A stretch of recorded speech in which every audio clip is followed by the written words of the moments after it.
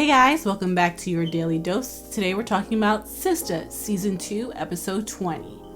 So Andy, if you're going to mess with another woman's husband, I'm going to need you to learn how to fight on the off chance that she blames you and not him.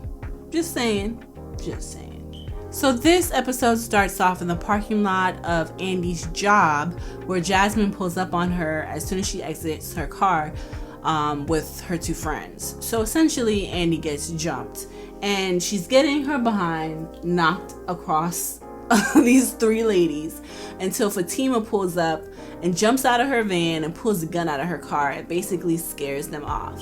Fatima notices that Andy's shirt is a mess between, I guess, the makeup and the dirt between the three women. Yeah, the nice, cute little pink outfit she had going on was no longer work appropriate. So Fatima offers to run to her house and get a change of clothes, but Andy says that she'd do it. So she got in the car. Wait, actually, I take that back. Before Andy leaves, they discuss the fact that the parking garage doesn't have any cameras, just a camera at the entrance showing people coming in and leaving. So Andy says that sucks, but it's also a good thing that no one saw that happen. So then she leaves. So just as Andy is pulling off, Hayden's behind hops out of his car to tell Fatima that he caught the whole thing on camera. And I'm just like, you punk. Like, you see a girl that you know that you work with about to be jumped by three other women, and you don't step in and try and squash it or come to her defense. You trifling. But in any case, he tries to subtly blackmail Fatima, I guess. He says, I wonder what the bosses would say if they knew what happens in the parking lot, because he's implying that he caught the whole thing on tape. Well, then Fatima says, well, I don't know, probably the same thing they would think when they found out what you did to Zach. And Hayden says, are you still on that, as if it's not a big deal? And Fatima says, I'm gonna be on it for as long as I want to be on it. And Hayden then says, well, I got him out, didn't I? And Fatima rubs it in a little bit and says, yeah, I know, because he was with me all night. But in any case, that conversation doesn't go anywhere, but I feel like the fact that Hayden has a tape might come up in the future. Next, we have Jacoby and Maurice at the bank. Jacoby's again still being nice to Maurice. Maybe he's a good guy. I don't know. Not saying yes, not saying no. Too early to tell. In any case, Maurice's friend rolls up to the bank and apologizes and says, I hope you're not too mad at me because my friend told me he saw you when he came out the room last night and in the morning. So apparently, this is a thing he used to do all the time. He knows where Maurice keeps his spare key, and so he would bring a friend into Maurice's spare room because he's technically cheated on his boyfriend and needed a place to do the act. So Maurice's spare room it is, but had no idea that Maurice rented that room out to Calvin. So Maurice was in his living room listening to his friend cheat on his boyfriend, thinking that it was Calvin.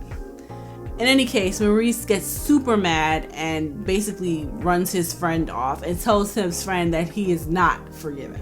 So Sabrina runs up to Maurice trying to figure out what was that and what that situation was about. And he had no time to talk to her. He said that he needed to go on a break.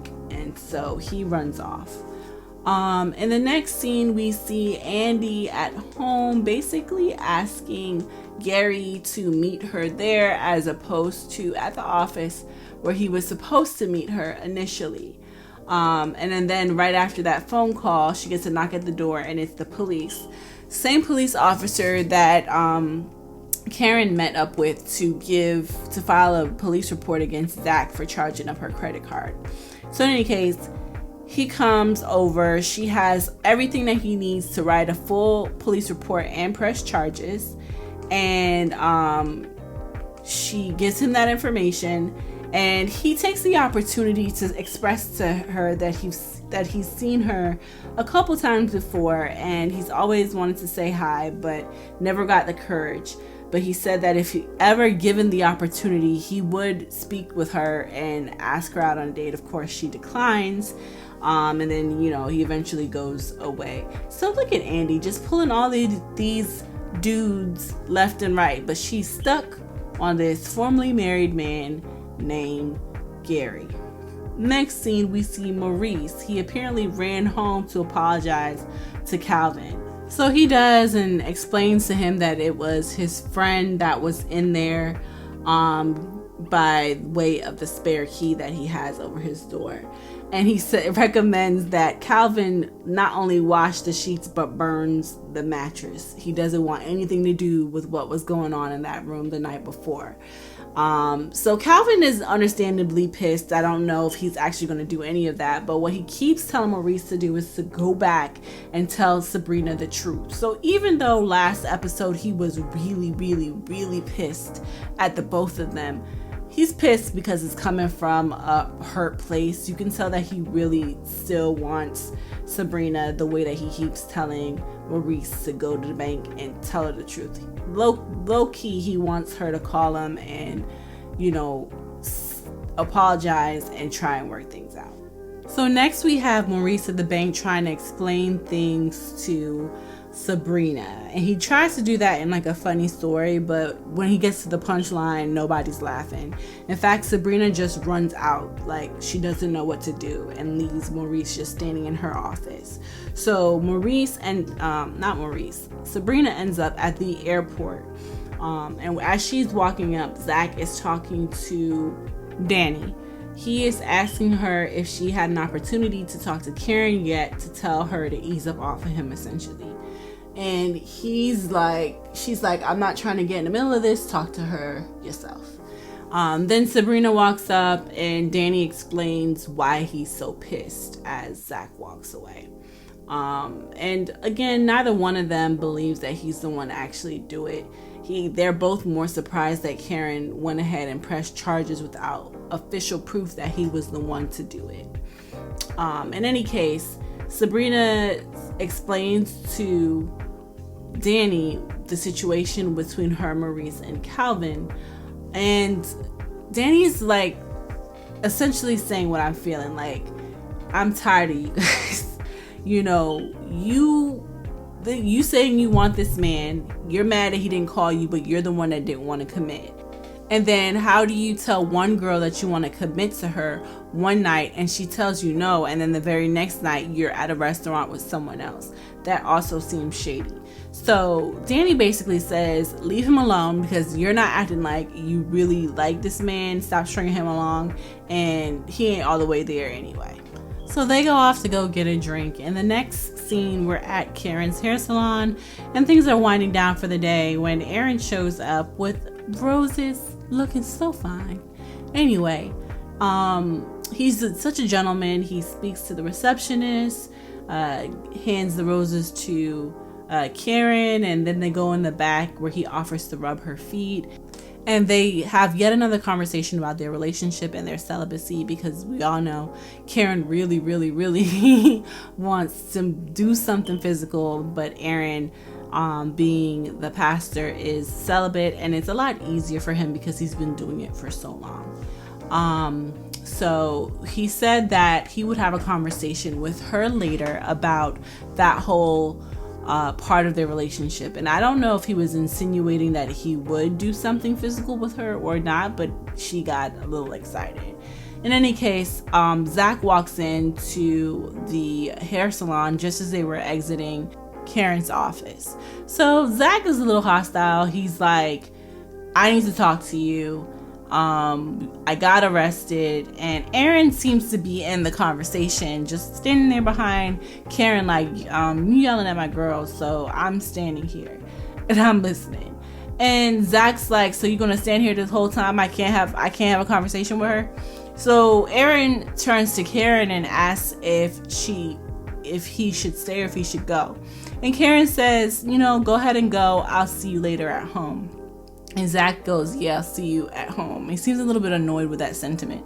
In any case, they start arguing, and then they go back into the office and they start arguing some more.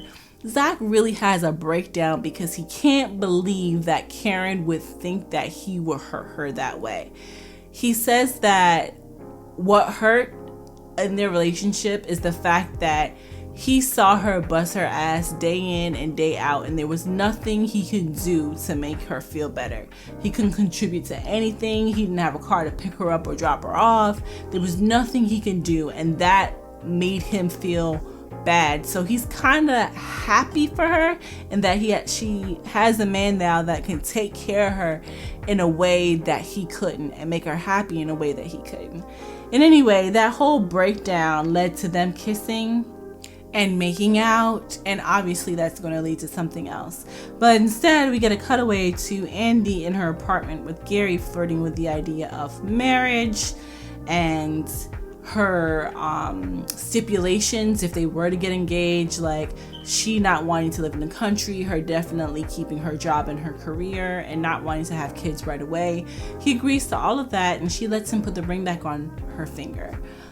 So that conversation may lead to a more romantic proposal down the line. Who knows?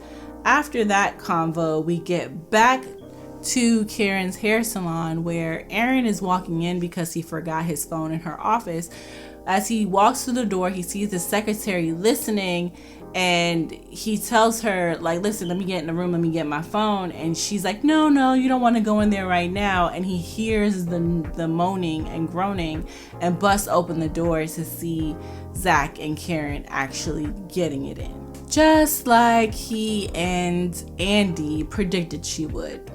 But anyway, that's all for season 2, episode 20 of Sistas. Let me know what you think of this episode in the comment section below.